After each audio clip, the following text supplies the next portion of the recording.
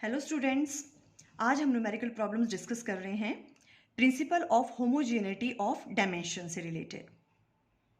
Start करने से पहले मैं आपको कुछ आइडिया दे दूं प्रिंसिपल ऑफ होमोजेनिटी के बारे में। According to principle of homogeneity, only same quantities can added, subtracted and they only the same quantities can compare. इन न्यूमेरिकल्स को करने से पहले आपको ये चीज़ पता होनी चाहिए कि जो भी दो क्वांटिटीज़ हैं वो ऐड हो रही हैं, इट मीन्स क्या है, वो सेम है दोनों क्वांटिटीज़। और सब्ट्रैक्ट हो रही है, इट मीन्स वो दोनों क्वांटिटीज़ क्या हैं, सेम है।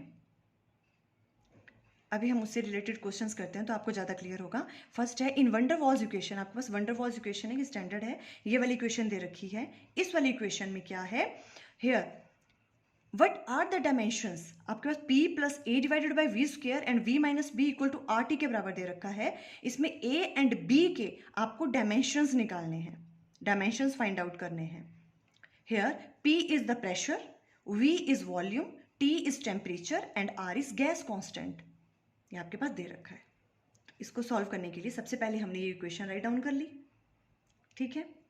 अब हम प्रिंसिपल ऑफ होमोजेनिटी यूज करेंगे। Principle according to principle of homogeneity क्या है, only same quantities can be added, ठीक है। इसका मतलब क्या है, देखो अब हमें ए और बी की वैल्यू फाइंड आउट करनी है। हम कैसे फाइंड आउट करेंगे, ए इधर है, ठीक है। तो इसका मतलब ये प्रेशर है तो ये भी क्या होगा, प्रेशर ही होगा, बिकॉज ये सेम क्वांटिटीज हैं तभी ये ऐड हो रही हैं, ठीक है। As pressure can be added only to pressure, so A divided by V square क्या रिप्रेजेंट कर रहा होगा, प्रेशर ही। तो हम ये राइट कर सकते हैं a divided by V square किसके बराबर हो गया, p के बराबर, बिकॉज ये सेम क्वांटिटीज हैं तभी तो ऐड हो रही हैं, ठीक है। अब इस वाली चीज से आपने क्या करना है, a की वैल्यू निकाल दोगे, a divided by V square equal to p, clear. और यहाँ से a की वैल्यू आपने निकाल दी p वी स्क्वेयर। अब तो इजी हो गया, इक्वल टू प्रेशर का आपको क्या निकालना है, डायमेंशन फॉर्मूला ml-1 t-2, और v क्या है आपके पास, v इन्होंने मेंशन किया वॉल्यूम है, वॉल्यूम क्या हो गया L क्यूब, और उसका स्क्वायर ले लिया।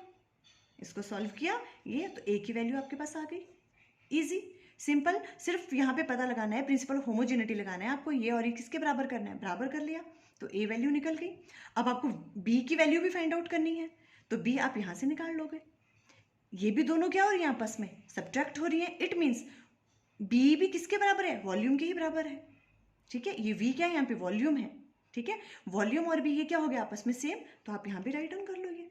तो b इक्वल टू किसके आ गया, यहाँ से v के बराबर, ठीक है। तो b के भी डायमेंशन फॉर्मूले क्या होंगे, वॉल्यूम के, तो L क्यूब, और इसको आप ऐसे भी राइट डाउन कर सकते हो m0 L cube and t0, ठीक है। तो ये b की वैल्यू आ गई और a की वैल्यू आपने यहाँ पे फाइंड आउट कर ली, आपने a एंड b की वैल्यू इस तरह से निकाल ली, ठीक है। अभी नेक्स्ट न्यूमेरिकल लेते हैं। Find the dimensions of a divided by b in the relation P equal to ax plus bt square, where P is pressure, x is distance and t is time, ठीक है। Clear है यहाँ तक। अब क्या बोल रहा है क्वेश्चन में, अभी आपको क्या करना है, a डिवाइडेड बाई b की वैल्यू निकालो, ये कह रहे हैं यहाँ पे, ठीक है। तो बात तो एक ही है, a डिवाइडेड बाई b निकालने के लिए भी हमें किसकी वैल्यू निकालनी पड़ेगी, a और b की, ठीक है। तो आपने सबसे पहले क्या किया, यहाँ पे ये वाली रिलेशन लिख दिया, p equal to A X plus B T square. अब हम क्या लगाएंगे, principle of homogeneity. Principle of homogeneity क्या कहती है कि अभी देखो प्रिंसिपल ऑफ होमोजेनिटी, तो अभी हम क्या कहेंगे, ये और ये दोनों क्वांटिटीज ऐड हो रही हैं तो ये इसके बराबर होनी चाहिए, ठीक है। बट यहाँ हम ये चीज़ नहीं लगाएंगे, क्यों, बिकॉज हमें a भी फाइंड आउट करना है, b भी फाइंड आउट करना है। अगर हम इनको इक्वल कर भी देते हैं तो हम a और b की वैल्यू तो नहीं फाइंड आउट कर पाएंगे, ठीक है। तो अभी एक और चीज़ भी होती है, क्या है, इक्वल होती हैं, सेम क्वांटिटीज ही आपस में कंपेयर होती हैं, कंपेयर कर सकते हो आप, ठीक है।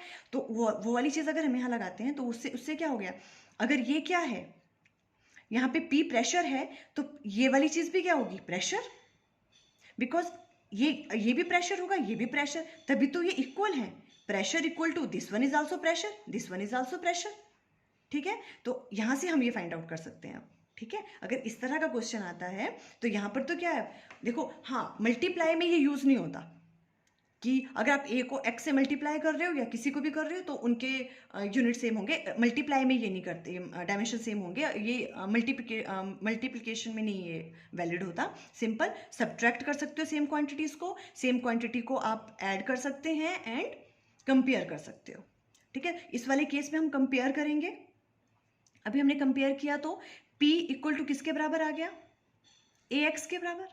ये प्रेशर है, ये प्रेशर है, ये प्रेशर, ये प्रेशर सभी तो यहाँ पे लिख दिया। यहाँ से अब आप किसकी वैल्यू निकाल सकते हो, हमें A की फाइंड आउट करनी है, A equal to P divided by X। अब तो ईजी है, प्रेशर की राइट डाउन कर लिया आपने ML-1 T-2 और X क्या दे रखा है आपके पास, X is a distance, distance के L आ गए। इसको सॉल्व करने के बाद ये वाली वैल्यू आ गई।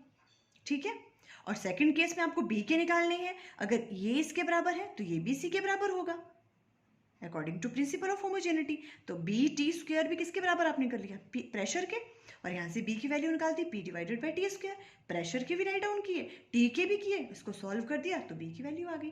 अब आपके पास किस किस की वैल्यू आ गई है, A की वैल्यू भी आ गई, आपके पास B की वैल्यू भी आ गई।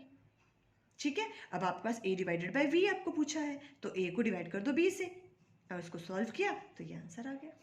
यहीं पे आपसे पूछ सकते हैं कि A मल्टीप्लाई B निकालो, तो आप सिंपली इसको और इसको मल्टीप्लाई कर लो। क्लियर? Okay, next.